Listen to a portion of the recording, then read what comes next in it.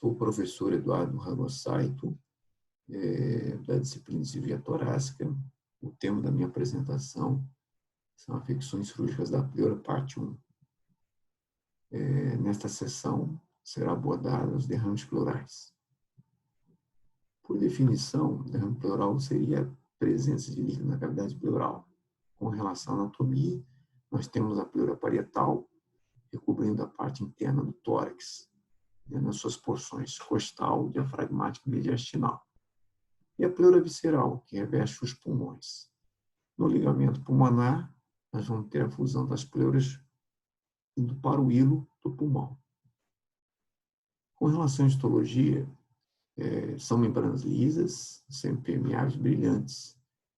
E a principal célula são as células mesoteliais, que recobrem o tecido conjuntivo. A pleura, que recobre a parte das costelas, a costal, diafragmática e a parte mediastinal, ela contém fibras nervosas sensitivas, principalmente essa da parte costal, na camada conjuntiva. Esses são, então, fibras nervosas oriundas dos ramos intercostais. Qualquer afecção que irrite a pleura parietal ou costal, na parte diafragmática ou costal, ela reflete dor na parede, na parte externa, enquanto que irritações no diafragma, parte central, responsável aí pela inervação do nervo frênico, você vai ter uma dor irradiada no ombro ou no lateral. Com relação à irrigação, a pleura parietal recebe ramos das artérias sistêmicas intercostais. E da parte visceral, seria, então, irrigação do próprio pulmão, das artérias brônquias. Com relação à drenagem linfática, a pleura parietal, existe poros na superfície mesotelial que se conecta via lacunas, com uma rica rede linfática submesotelial. A pleura visceral já drena o parênquima pulmonar. Isso é importante, a sua função, então, na fisiologia respiratória. Apor os pulmões à parede. E existe ali uma pressão negativa subatmosférica, amortecendo os movimentos da parede. E existe um líquido fisiológico chamado de ultrafiltrado do plasma. Normalmente esse líquido é uma quantidade pequena, até 15 ml, tem poucas células, 1.000 a 5.000, podendo ter até 70% de mesoteliais, até 30% de linfócitos, 10% de granulócitos. A presença de proteína também pode variar de 1 a 2 gramas por decilitro. Glicose girando em torno de 60% do plasma. O LDH, 50% do plasma. Existe uma renovação diária de 1 a 2 litros por dia. Então, onde é que vem esse líquido pleural fisiológico? Ele vem de 3 partes. Intersticial, vem do peritônio, parte abdominal, e principalmente da pleura parietal, pela lei de Starling. E o destino, como é que ele é absorvido? Esse líquido fisiológico que existe nas pleuras parietal e visceral. Ele é absorvido principalmente pelos vasos linfáticos parietais, através daquelas lacunas que eu falei anteriormente, dos poros, que tem a capacidade de absorver quase 2.000 mililitros por dia. A pleura visceral também tem uma pequena parcela nessa absorção através da lei de Starling. Então, como é que ocorre o derrame pleural dito patológico, não fisiológico? Existe um desequilíbrio entre a produção e a absorção de líquido. Seja por aumento, por exemplo, da pressão hidrostática, na insuficiência cardíaca congestiva, na redução da pressão córtica, por exemplo, na hipoproteinemia. Quando ocorre uma atelectasia, existe um aumento da pressão negativa e você tem um derrame ex-vácuo. Você pode ter um derrame pleural por aumento de permeabilidade capilar, decorrente, por exemplo, de inflamação, A pneumonia, por exemplo, é uma inflamação que aumenta a permeabilidade, e você, então, considera esse derrame chamado parapneumônio. Quando ocorre acometimento neoplásico da pleura, você pode ter também um derrame pleural, dito derrame pleural maligno, uma redução da drenagem linfática, da absorção através daqueles poros linfáticos da pleura parietal. O quadro clínico, quando você tem um derrame pleural, patológico, você tem, então, dor, tipo pleurítica, quer dizer, você piora com inspiração profunda. Isso denota uma inflamação, uma irritação. E melhora conforme o aumento do líquido, porque distancia-se as pleuras visceral parietal. O paciente pode ter febre, existe uma sensibilidade na parede, e a dispneia vai variar de acordo com o volume e a reserva pulmonar prévia do paciente. No exame físico, temos a expansividade diminuída, sinal de Hoover, o frenetório vocal diminuído ou ausente, na percussão o som maciço, e o murmúrio vesicular diminuído, às vezes auscultando atrito pleural quando o derrame é pequeno. Egofonia, quer dizer, aquele som que o paciente fala e você ausculta ele bem, a voz do paciente. Pode acontecer, e ter um desvio do mediastino para o lado contralateral, dependendo do volume. Com relação aos exames complementares do derrame pleural, o radiológico, raio-x de perfil, é capaz de ver líquidos de 300 ml ou mais. Você deve utilizar um decolateral, chamado Laurel, obrigatório para ver se o líquido está livre ou septado. Ele tem uma capacidade de detectar volumes menores, até 200 ml de acúmulo nessa cavidade pleural. O ultrassom ele é útil, porque é um aparelho que se encontra em qualquer local do hospital, seja na emergência, no CTI, na própria enfermaria, nos andares, e localiza, sugere o volume e característica do líquido. A tomografia é importante, principalmente na localização desses derrames, patologias associadas, diferenciar um derrame e se é de um derrame pleural ou de um abscesso pulmonar. A gente vai ver a seguir. Essa característica da curva de Demosor, derrame pleural, a gente observa nitidamente aqui o velamento do terço inferior do hemitórax direito e a curva de Demosor. Aqui também, uma curva, uma parábola de Demosor, e você vê a correspondência na tomografia, muito facilmente visto, principalmente na janela de mediastino, onde a gente não vê a vascularização pulmonar, e a gente evidencia bem a parte do mediastino, estruturas, e aqui a presença do derrame pleural bastante homogêneo nesse caso. O Laurel é um exame obrigatório, porque quando o derrame é livre, você observa essa linha, a linha A, e você dá para fazer, então, já uma comparação com o tamanho todo do hemitórax. Então, nesse caso, o líquido ele correu, e você tem um Laurel aqui diagnosticando um derrame pleural livre. No caso do derrame pleural septado, a gente vai ver essas lojas, aqui é o parênquima pulmonar, essa janela é uma janela de mediastino, uma tomografia computadorizada, e você vê os septos, então um derrame pleural septado.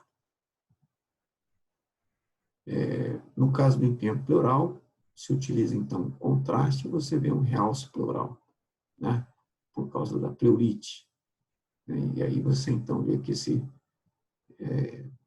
realce pleural pelo iodo, pelo contraste, aqui septado, fala muito a favor então do empiema pleural.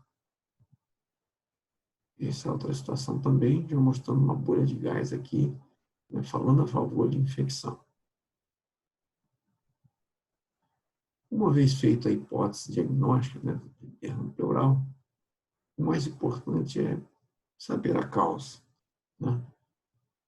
E a gente pode já, pelo exame físico, quadro clínico, né, você já fazer hipótese diagnóstica, né? Então, o paciente se apresenta com dispneia, ortopneia, né? E dispneia paroxística noturna, com edema de membros inferiores, falando a favor de insuficiência cardíaca congestiva. Se a dispneia é súbita e já tem uma trombose venosa profunda, aí o quadro mais característico de um TEP, de uma trombose, de uma tromboembolismo pulmonar. Tosse, febre, expectoração amarelada, falando a favor de pneumonia. E vamos utilizar de exames, além de raio-x, tomografia e ultrassom, podemos ver o eco, para ver aqui, no caso, sugerindo já insuficiência cardíaca, né, uma fração de ejeção baixa da parte do ecocardiograma.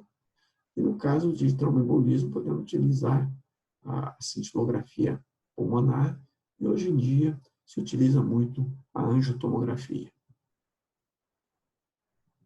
Quantas causas? Devemos, então, no caso, realizar uma toracocentese.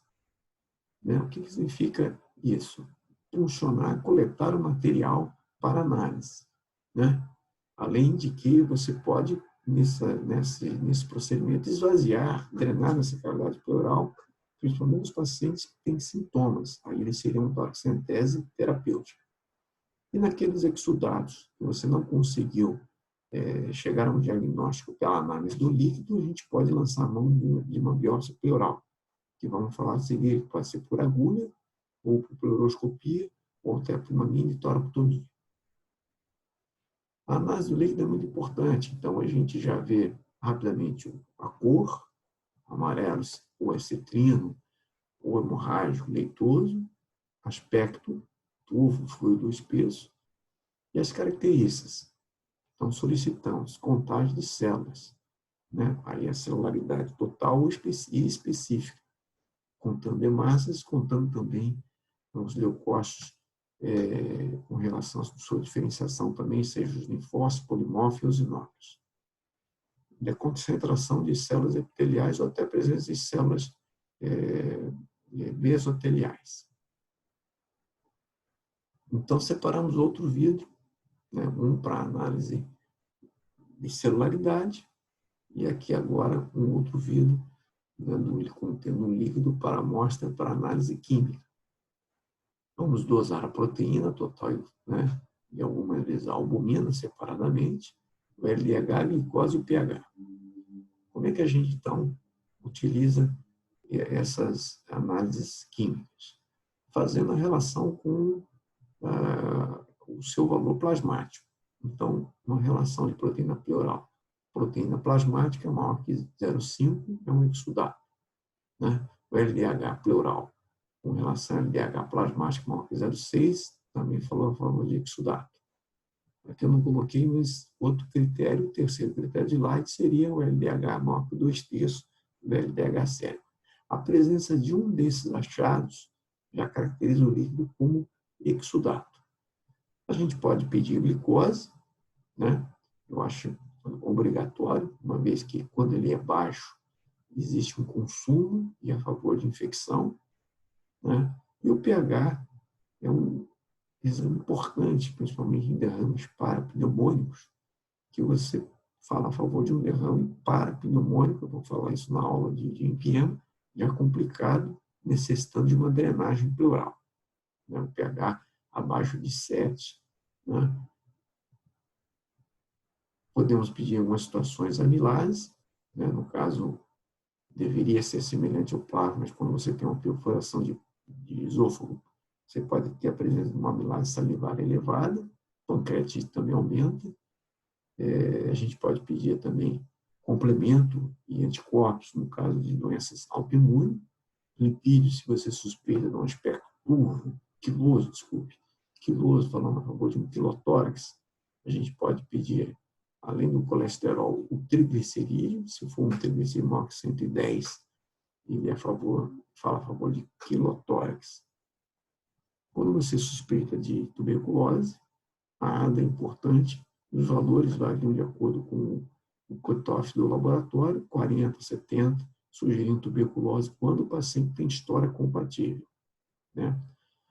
Testes bacteriológicos seria, então, apresentar o estudo do Gram, se existem bactérias, e as culturas, né, junto com o antibiogram. Nós podemos pedir também, né, na suspeita, pesquisa BAR direto, né, pesquisa de fungo, a cultura para BAR e a cultura de fungo. Então, essas análises, elas são obrigatórias em qualquer derrame pleural. E com isso a gente vai, né, saber a etiologia. Temos hoje em dia o teste molecular, o PCR, né, que você pode ter PCR para micobactéria tuberculose, já também tendo até resistência a algum antituberculostático, utilizando para terapêutica como resistente à rifampicina, que é o kit GenExpert. E a citologia oncótica seria o terceiro vidro, então, a terceira amostra, né, que você, então, está já suspeitando de um derrame neoplásico. A biópsia pleural, vamos realizá-la, né? Eu vou mostrar a seguir o desenho de uma agulha de Kopp, principalmente quando você tem um derrame do tipo exudato e que você não consegue ter uma definição com a análise do líquido. Essa é uma agulha chamada de Kopp, COPE. Você tem 4 partes. O D fica por dentro do C e o D e o C por dentro do A. Quando a gente perfura, né, atinge a cavidade pleural, vindo o líquido, você introduz a última parte, tirando a parte C e D, colocando, introduzindo a parte B, que seria o gancho, ficando dessa forma. O gancho sempre virado para baixo, para evitar que você pegue o feixe vascular nervoso que fica na parte inferior da costela. Então, nós estamos na parte superior da costela, então a gente faz a biópsia com uma agulha de Kopp. Depois que a gente, então, puxa o gancho, a gente faz um movimento rotatório de guilhotina, ficando o fragmento da pleura aqui no interior dessa agulha. Então, o importante é a gente diferenciar transsudato e exudato, né? Aqui, recapitulando, você pode ter, por exemplo, transsudatos por aumento de pressão capilar sistêmica, insuficiência cardíaca, nefrótica, cirrose, síndrome de nefrose, diálise peritoneal, e atelectase e derrame ex-vácuo. E o exudato, que é rico em proteína, e LDH também, né? E a gente observa que eles causam base parapneuma maligno, embolia, né, tuberculose, trauma, doença abdominal, colagenose. Os transsudatos, realmente, sem sombra de dúvida, insuficiência cardíaca é a principal causa. E aí você vai tratar diurético, inotrópicos positivos, medicações para insuficiência cardíaca.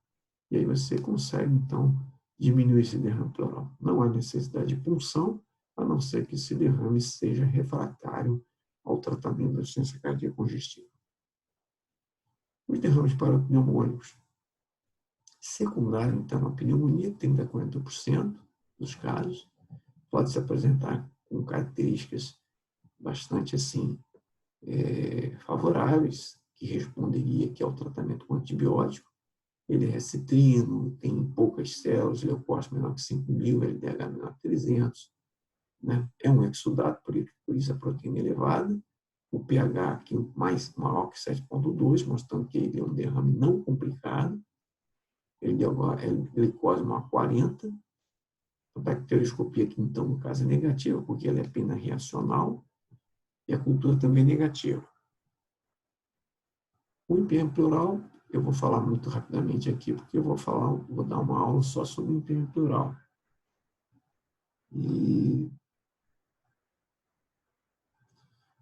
ele se mostra de um aspecto amarelo turvo, ou espesso, leucócitos aumentados, né, maior que 10.000 por milímetro cúbico, e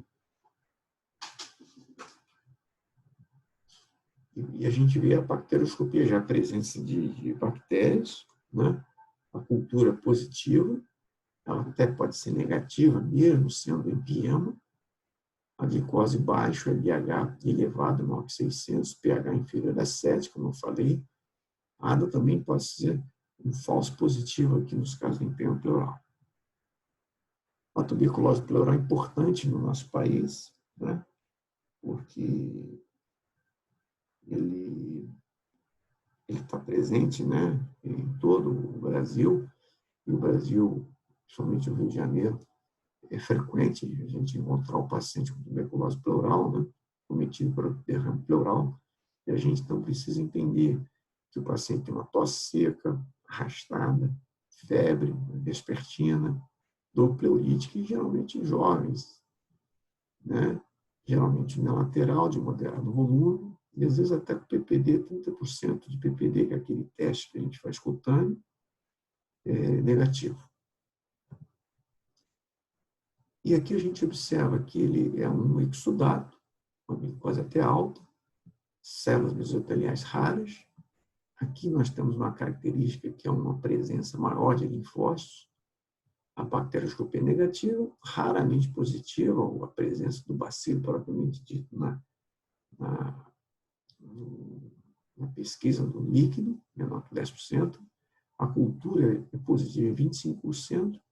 E o ADA é elevado, aqui 30%, mas pode ter, de acordo com o laboratório, 40% ou até 70% em alguns laboratórios. Se você tem uma história característica, um ADA elevado, você pode até iniciar o tratamento, mesmo não identificando o bacilo, nem na cultura, nem aguardando nem a cultura. Você já pode iniciar o esquema RIP. E naqueles casos, né, que você não fecha o diagnóstico através do líquido, você faz então a biópsia pleural. E na tuberculose, ela fecha o diagnóstico variando de 70% até 90% presença de granuloma, que é, né, característica da tuberculose pleural. Então, presença de granuloma na pleura, você trata como tuberculose pleural. Você pede cultura também, né, do fragmento de pleura. E você, então, pode tentar, nessas situações, quando não fecha o diagnóstico com a biópsia com agulha, realizar, indicar a pleuroscopia, né, que eu vou falar a seguir. A embolia pulmonar geralmente é um exudato, né, e às vezes, né, e hemorrágico, maior que 100 mil hemácias, leucócito acima de 10 mil com polimorfo nuclear. Na artrite reumatoide, geralmente é de pequeno volume, né, é do tipo exudato, predomínio de polimorfo, glicose é muito baixa, aqui na artrite reumatoide menor que 30, pH é ácido, menor que 7,2, e aí você pode ver pedir complemento pleural plasmático menor que 0,4. Os derrames neoplásicos, a citologia é importantíssima, né? Ela se supera a biópsia da pleura com agulha de Cope. Então, a gente pode repetir até 3 citologias, 3 amostras para citologia, para presença de células neoplásicas. Existem situações de derrames paramalignos, né? Não necessariamente neoplásicos, mas por atelectasia, por pneumonia. E os principais etiologia do derrame metastático pleural seria pulmão, mama, linfoma, correspondendo a 90% dos casos, ovário, estômago, e 7% fica em causa desconhecida. E os derrames primários, né, o mesotelioma e o mesotelioma, seja o mesotelioma epitelial sarcomatoso. Aqui vamos encontrar que é um exudato, né? Você vê que os derrames malignos raramente são do tipo transudato, né? E o ADA também falsamente positivo nos casos. Então, a gente tem que ficar atento que o ADA pode ser positivo, mas ser um derrame maligno. E a histologia é um corte que, principalmente em 3 amostras, aumenta muito a presença de células neoplásicas, né? Então, um estudo aqui mostrando a positividade, no caso da histologia, 66%, a biópsia da pleura, 46%, estou falando da biópsia da pleura com agulha de Cope, e quando você associa os dois, aumenta 70% até 73%. Então, fazemos, nos casos de derrames indeterminados, que corresponde a 10 a 25, 7%, a gente pode indicar, então, pleuroscopia, toracotomia, até mini-toracotomia, né? A retirada da pleura para chegar a um diagnóstico. A pleuroscopia a gente pode usar um aparelho, seja o broncofibrótico, seja o mediastinoscópio, mas hoje em dia a gente tem o vídeo, que eu vou mostrar a seguir. Os resultados são muito bons, 96% de acurácia, 91% de sensibilidade, 100% de especificidade. Aqui é o aparelho, o cirurgião fica através de uma câmera, entendeu? E visualiza através da imagem de uma tela.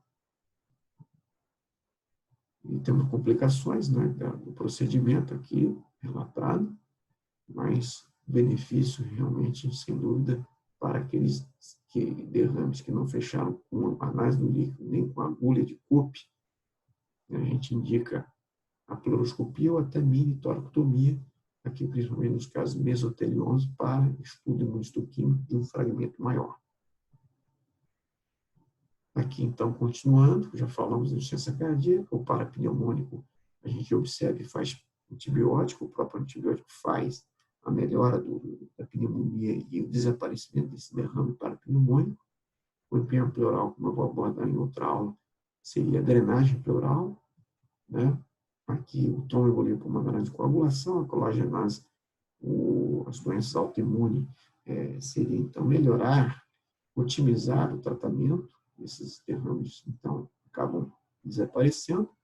E nos malignos, a gente pode fazer procedimentos paliativos com pleurodese, como vamos ver a seguir. A pleurodese seria, então, a síntese da pleura parietal visceral, né? São aqueles derrames recidivantes não responsivos à quimioterapia ou tratamento oncológico. Nós temos que pré-requisitos, temos que ter o pulmão expandido para a pleura visceral realmente encostar na parietal e aí você conseguir essa síntese. Podemos utilizar talco, tetraciclina, né, a bleomicina, que é um quimioterápico, nitrato de prata, ou aquela abrasão pleural. Em alguns casos benignos, podemos indicar também pleurodese. São raros, né? Síndrome nefrótica, insuficiência cardíaca refratária. Isso é muito raro. A gente prefere, então, utilizar substâncias como o talco, né? Ou até, esqueci de falar, o polvidino. A gente pode introduzir pelo dreno, né? Jogando dentro pelo dreno, fechando 2 horas. Aqui está 6, mas hoje em dia a gente deixa fechado menos tempo, para o líquido ficar, né, ali dentro, causando essa irritação das pleuras, né? E a gente pode fazer, então, por vídeo também, né, que seria, então, através de uma talcagem, né? Seria você pulverizar o talco, ou até fazendo a parte mecânica, através de abrasão, a raspagem da pleura. Então, a gente prefere muito fazer pelo dreno, mas também temos a opção de fazer através da pleuroscopia. Aqui um exemplo de implantes pleurais, né? A pulverização do talco, aqui a pleura visceral e a pleura parietal. Em algumas situações, a gente não consegue resolver o derrame maligno, a gente pode realizar uma pleurectomia, né? E aí você, então, tem essa recidiva muito diminuída desse derrame, já que ele não falhou, né, com a pleurodese convencional. Então, a gente pode lançar a mão da retirada da pleura parietal nos casos que não tiveram sucesso com a pleurodese convencional. E, por último, concluindo, é obrigatória a investigação, até com a biópsia pleural com agulha e pleuroscopia. A indicação da pleuroscopia, toracotomia, pleurodese, pleurectomia, ela deve ser analisada caso a caso, levando em consideração os dados clínicos e de exames para correta avaliação custo-benefício. Muito obrigado.